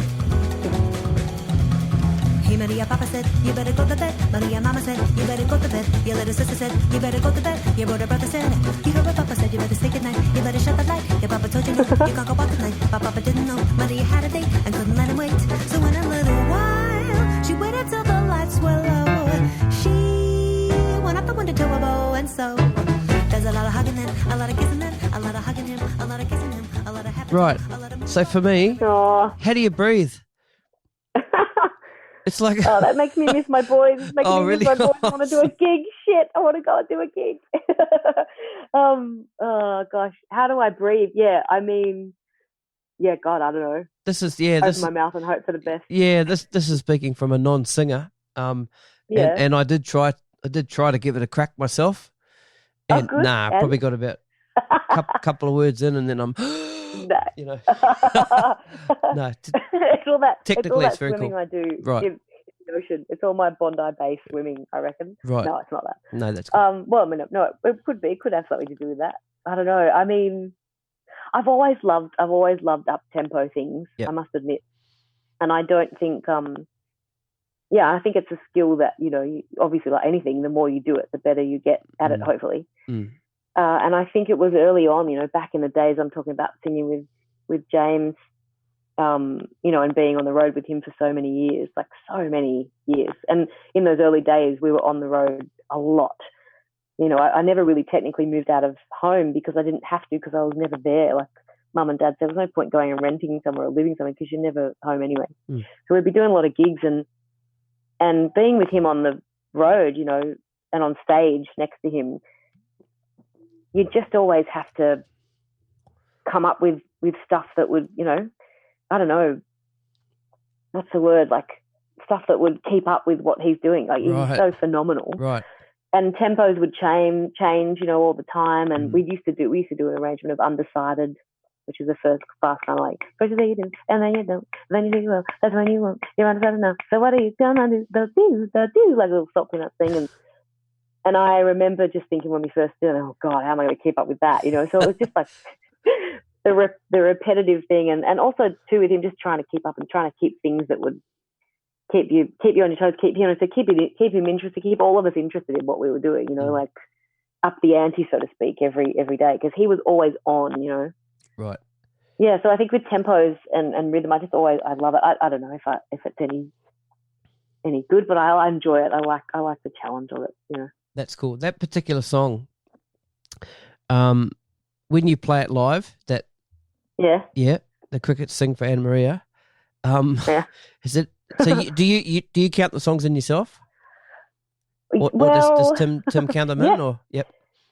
Yeah, I mean, if you talk about that record there, that's my band. It's Kevin Hunt, Phil Stack, and Tim Firth. They're my trio. I do. I mean, I think actually now, because that was done I think now on the road we probably do it a bit up on that Bit sometimes, faster, which right? gets all of us into a bit of trouble sometimes. But no, I do like to. I mean, Tim, you know, Tim. I'm sure you know Tim. You know, sometimes will look at me if I'm counting something, and you can just see it in Tim's eyes. He's like, "Pask, no." Right. So often I'll throw it to him. Oh, you take it, Tim. You set it up. You know where you want it. You set it up, because it's a feature. It's a drum feature on the show too, on the band when we Yeah, because there's a solo in that, isn't there? That song. There is. Yeah. Awesome. Yeah. He's cracker, man. Yep. Tim's something else. I love him. I love all of them. Have you been following Tim's Instagram these last few weeks? Yes. The one today, the finale today. That had me. It was too much. It was so funny. He's such a crack, isn't he? Yeah. I was talking to him the other day about you, and yeah, and he said you're the best band, one of the best band leaders. You're very kind, but you swear like a sailor. Did he say that?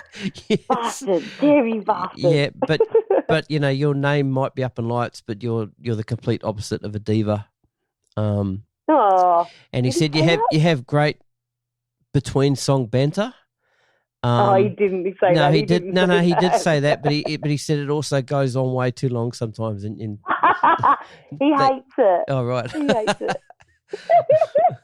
He said that right. That $50 I gave him to make it sound good. That's it. I'm gonna take it back. Look, Yeah. I know it's true. My banter does. I rattle. But look, I learnt from the best. I was on the road with James Morrison for 25 years. Yep. You want to hear someone tell a story? Oh my God! But yeah, that's the difference. James was good at it. Yeah. James probably like, okay, Pat, shut up.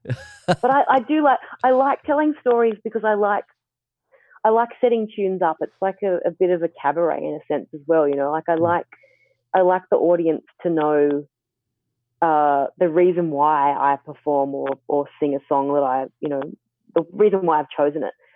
And it's true, when you're on the road and you're touring, you can be night after night doing things. And so you do end up probably telling the same story. But you got to remember that, you know, the guys in the crowd, the guys and gals and ladies in the crowd, they might be their first time ever seeing you or hearing you. Yep. So I want everyone to have the same experience kind of thing. So that's my excuse anyway. Yeah, that's and cool. Also swearing, yes, you're right. My dad would be mortified. He says I would make a sailor blush. I'm sure he's very disappointed in his daughter. Oh, that's funny. Very disappointed. You have just currently finished recording a new album. Is that right? Yeah. Right. Yes, indeed. Fortunately and unfortunately. Yeah. Now that COVID-19's hit, I don't know what to do with it. Yeah. Yeah, I have literally finished. Again, it's another independent, you know, self-funded project, and actually put it in for mastering maybe about 2 weeks ago on the sort of day before everything went to custard. Wow. And so, yeah, I'm really super proud of it. It's captured a moment, you know. I said I'm 42 years old. I've captured a moment of where I'm at now, you know, and the arrangements and things that we've been playing on the road, and the boys sound, you know, Tim and Kevin and Phil just sound phenomenal on it. You know, I think I love them. They sound so great. And I'm always so excited to play with them and make music and create things. And yeah, they're next level. So I really am. I just don't know what I'm going to do with it. I don't know when I'm going to, you know, release it if I have to. I don't want it. Do we have to, Stevie? We don't have to move to the virtual world, do we, for too long? Hopefully. I don't think so. Hopefully it will come back. I think it'll come back. To what extent, I have no clue. But you just mentioned the mastering of it. I mean, I guess that's something, depending on who the mastering people are, if they're still operating, that's something that can still go ahead, because mastering is usually just one guy dude in the studio, a dude that's been used to self-isolating for for years, you know. That's right, a guy or a girl. Or a girl. Yeah, sorry, Yep. Doing a lot of my mastering. She was, for many years, she's mastered most of the things I've done, and I've used a guy at 301 called Steve for this one. So yeah, it is. They're right. They're in a world of isolation anyway. Yeah. Right. Yeah. Earlier in March, Don Burrows passed away. Yeah, beautiful Don. You know, having been in James's band for as long as you were, James and Don had quite the relationship. They did. Do you want to talk a little bit about Don and the experiences you had? And yeah, sure. Yeah, cool. It's a lovely. I love whenever now that you just mentioned it. I love it. Brings a smile to my face, and it's such a beautiful thing when he said their relationship too. We've all often talked about it, and I see it in this way too. You know, Don met James when James was about 16 years old as well, same as me, and sort of took him under his wing as his mentor. And that's certainly how I felt that James returned the favour to me, you know, when I was 16. And probably I'm sure that happened, and it does happen with James and fostering young talent because of what Don did for him, you know, all those years ago. Don was phenomenal. What a character, and what an incredible extensive career he had. And it was really, really sweet. I mean, I didn't come into his life obviously until later in his life, you know, for the last 20 odd years. But having the chance to record with him and actually record some of his music too, which was really cool. He'd written a beautiful song called Whenever many years ago, and he allowed James and I to write some lyrics to it, and I recorded it back on that first album you were talking about in 1990. And just working with him on stage, and then more often me standing back on the stage and watching James and Don do their thing, and seeing their connection and being really, you know, blown away by that. And he, throughout my career, he's been nothing but supportive and always, you know, said the kindest things and helped and guided and yeah, geez, he was a funny bugger too. Well, was he? I'm sure Gordo would have a lot of stories for his own. Right. Gordo and Kevin both. They both toured in his band for many, many years. He was a character. Yep. Beautiful soul. And towards the end, it was gorgeous for all of us. Kevin, especially, you know, James and Judy took very special care of him in the last few years. And Kevin especially had a big part in his life the last few years. And we'd go up with Gordo and I and Phil and Andy Firth and quite a few other people, Craig Scott and a lot of people in the industry that he'd played with. We'd go up to the nursing home and we'd play concerts for him at Christmas, and his 90th birthday we went up and played for him and had a concert. And, you know, things were deteriorating for him then, but there was no denying that as soon as that music started playing, Don would sit there in his chair and he'd put his head down and, you know, he'd sway and he'd tap and he'd be away, you know. I watched that video today of you sitting at the table, singing with him. Oh, sorry, you were singing, but you're very much there, because like you would go to sing a certain part of it and he would lean over and like he knew what was going on. He knew it was coming. Yeah, that was his song, you know. He wrote it. It was just, he was beautiful. Yeah. And he'd know when you mess anything up, right, or if anyone played the wrong changes or, you know, the wrong melody, and I was certainly guilty of all of those things. But he was such a sweet spot soul. It's and gosh, the career that he had. I mean, he was back in the early days of television, you know, like he was a star, household name. You know, he was everywhere. Yeah, what a character. That's cool. That's not as bitter a taste for 2020 as in we're talking about how terrible it's been, but you know, it was time. Donald had That's an a incredible natural life. thing. Yeah, he was 90, 91? 91, yeah. Yeah, right, yeah. So a little bit more, you know, expected as opposed to what we're talking about, Beautiful Tash. That was ripped off for sure. But, right. Yeah. For sure. Just on the Tash thing, we were talking the other night about the last year's season of The Voice. Yes. Last year, Tash was on The Voice, and it was the All Stars season.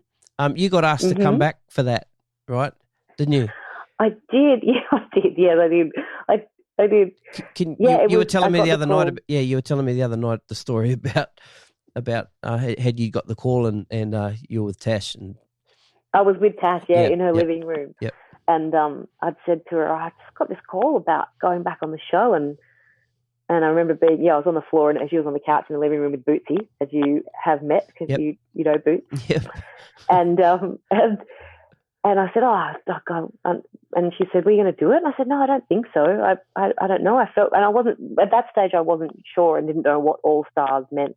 Right. You know, I didn't really know that going back on it was, you know, I just thought, would you go on it again? I was like, and I sound quite full of myself. I was like, did they want me to go back on as a guest artist or a contestant again? I was really confused, right? Honestly, because I'm like, but I've already done it.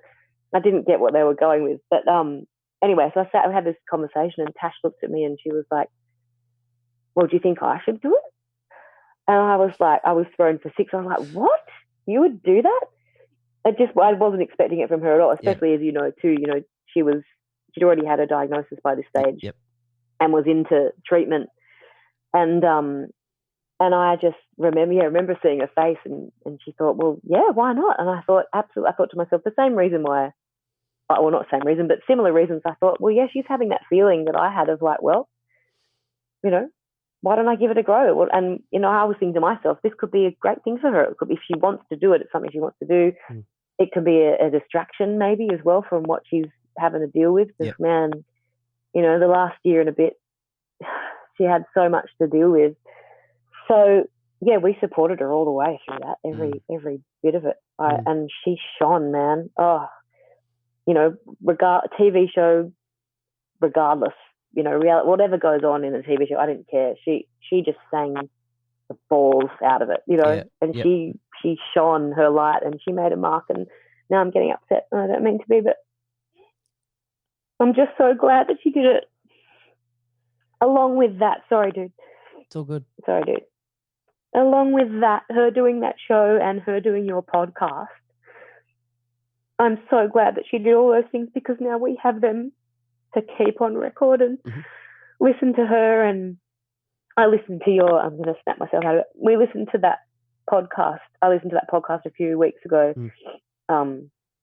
of her with you. And I remember when she did it with you, how much she loved it. Yeah. And I hadn't heard it, you know, until recently. And I didn't know if I was ready or not to hear it. But now I'm so glad I listened to it. Yeah, because, awesome.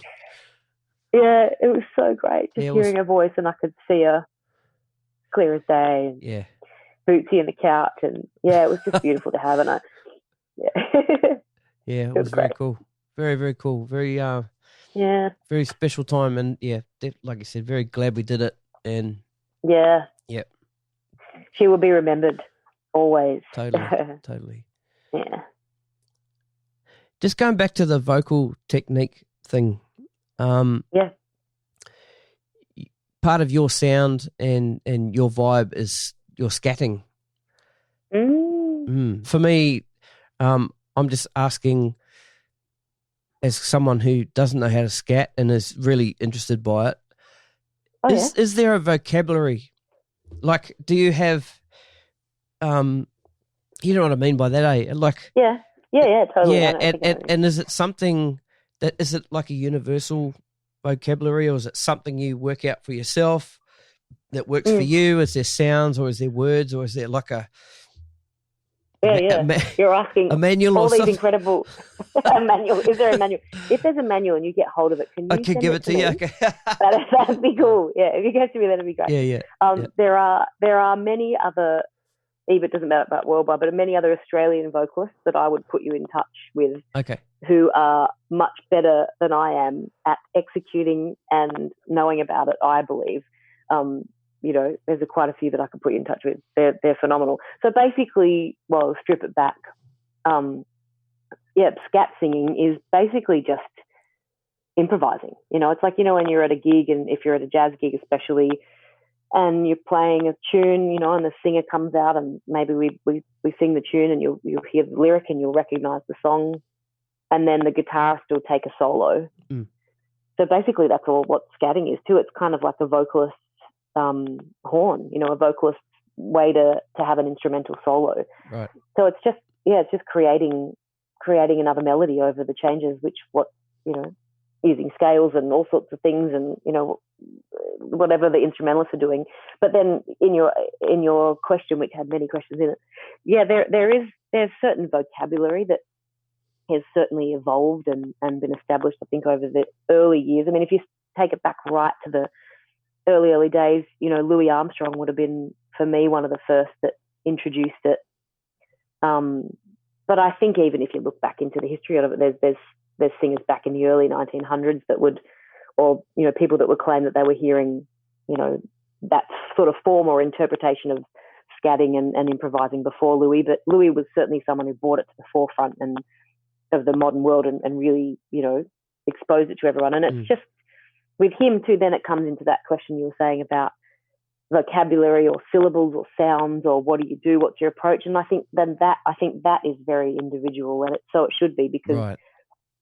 Just like a guy with his tenor, or a girl with a tenor, or a trombone, a girl playing the trombone, she's going to have a different sound to, Joe Bloggs on the trombone who's next to her in a section. And so it's very individual, I think. And over the years, Ella Fitzgerald is probably one of the most well-known vocalists from our genre and our genre that really brought it to the forefront. There were singers around that era, like Billie Holiday, that didn't really choose to have it in their repertoire. They didn't really improvise that much, as far as I know. But someone like Ella Fitzgerald, who was really into improvising, she spent a lot of her time on the band Sam with Dizzy Gillespie, heavy trumpet player. So I think her way of and her approach was very much imitation at the start. She'd imitate the sounds and horns and things like that. And but if you look at Ella Fitzgerald compared to Sarah Vaughan, who was also a really incredible improviser too, her sound and her approach and her syllables and her sound was very much more of a classical, rounded, studied sound, and Ella's was more like a let loose, wild, don't know what I'm doing, I'll just go for it kind of thing. And they'd within that they'd create so many different sounds and syllables. There was this tune that I remember back in the days of high school, when we're talking about high school, and back to Roger Mannins being my saxophone teacher at the time, and Anthony Golick, they'd make me mix tapes, and they'd give me all these artists to listen to, and Roger would give me stuff like Sonny Stitt and Sonny Rollins and Horace Silver and Freddie Hubbard and all those guys to listen to, and you'd be driving around in your car and you'd be really transcribing solos without really knowing it, because you'd be listening to them over and over again, and you'd learn the solo, right? And then you'd sing along, or you'd scat along to it, and then also in that I'd have that classic version of Ella Fitzgerald doing Airmail Special. It's kind of like a and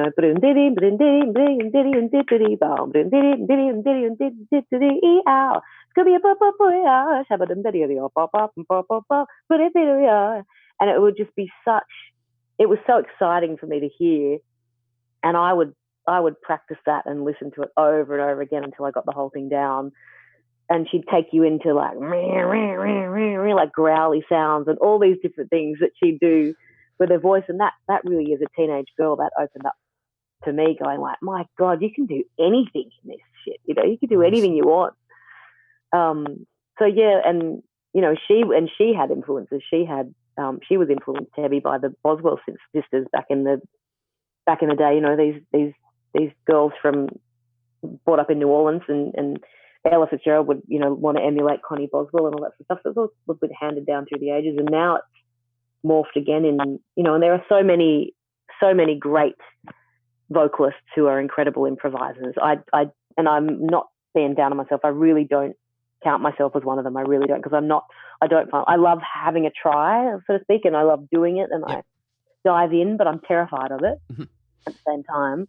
But there are a lot of singers in this country, especially who are really great improvisers, I believe. Awesome. Yeah. That's a great answer. Thank you for that. Oh, thanks, mate. That's all good. You got to sing for Princess Diana back in the day. Yeah. Right. That's pretty cool. Yeah. How'd that go down? I reckon that was back in high school days as well, towards the end, like maybe year 12 or something like that. I was 16, 17. It was, again, another one of those things that my music teacher had somehow got us involved in, something to do with the education department.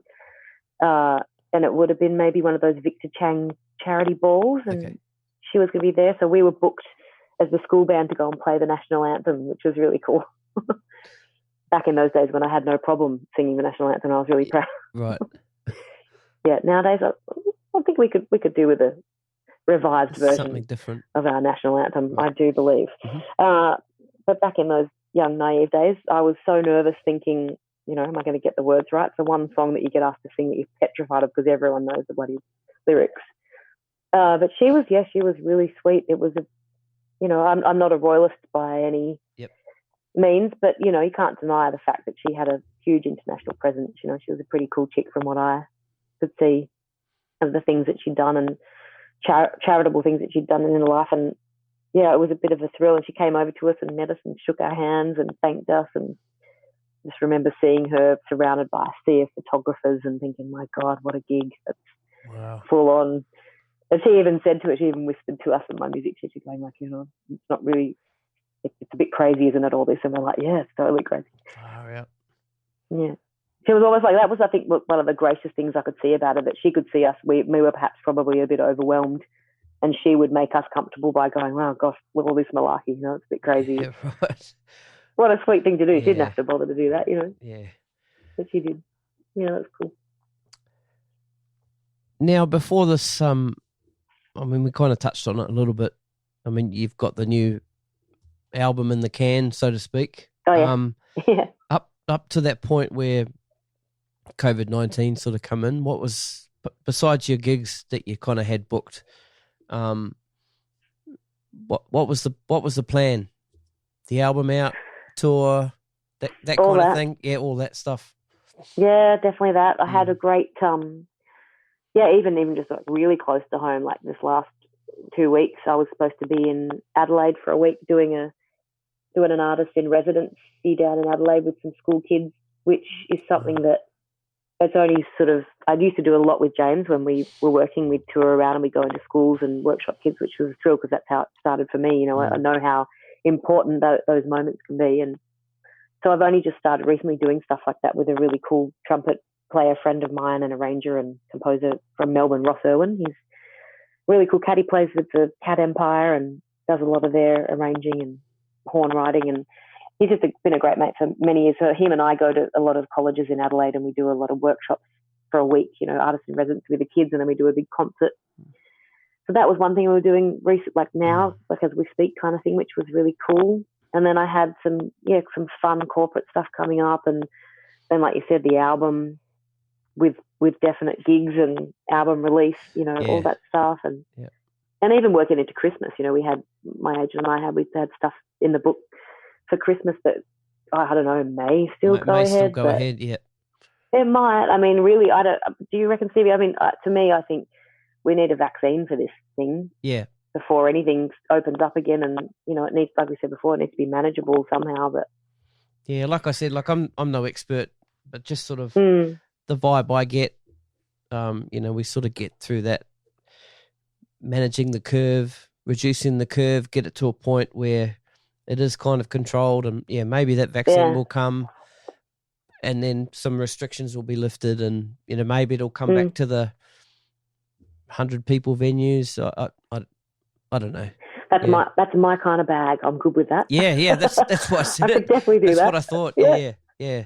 That's my niche. I'll do that. Yeah. But I was thinking, with the travelling too. The country can't really be open. Say if the vaccine's not in, but you eradicate the disease, and we don't have any more cases left in Australia that we know of, we'll be pretty much out. But that's it.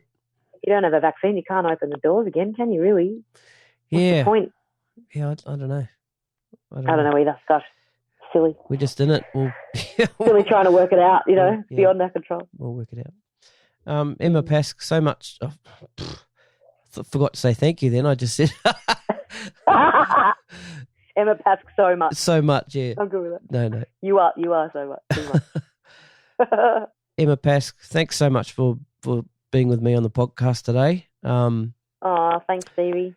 Really honoured to have you on the show, and we did have this teed up to meet in person. I was coming out to Bondi. I know. Yeah, but What a drag. it's all good. We'll definitely catch up soon, and hopefully it's I still love that gigging. at least we've been able to see each other in this technological setup that we've got here. That's pretty cool. Yeah. Yeah. One of the winners out of this whole COVID-19 is Zoom video conferencing. I know, right? It's so true. Yeah. They should be sponsoring you for all your work that you're going to be doing now. Yeah. From now on. Apparently there's been some security issues. That's why I sent you that message today saying Okay. when we go to talk, you'll have to put in a password, because apparently there was some political party meetings, government meetings that got infiltrated. Some people somehow got the link, and then they just sort of logged it, like just sat in on these meetings. Course. Yeah. Well, that's what I did with you last time, because I have a Zoom account. Yeah. I didn't put the password in. I just pressed the link and it came straight through. Oh, how funny. Yeah, but then when I went to resend this link, the password has to be there. So anyway. Yeah, interesting. Oh well, mate, I'm thrilled. Thank you so much for thanks so much for wanting to listen to me ramble on. No, I appreciate it. My pleasure. All right, Emma, we'll catch you soon. Thanks, dude. All right, yeah, catch ya. for sure. See ya.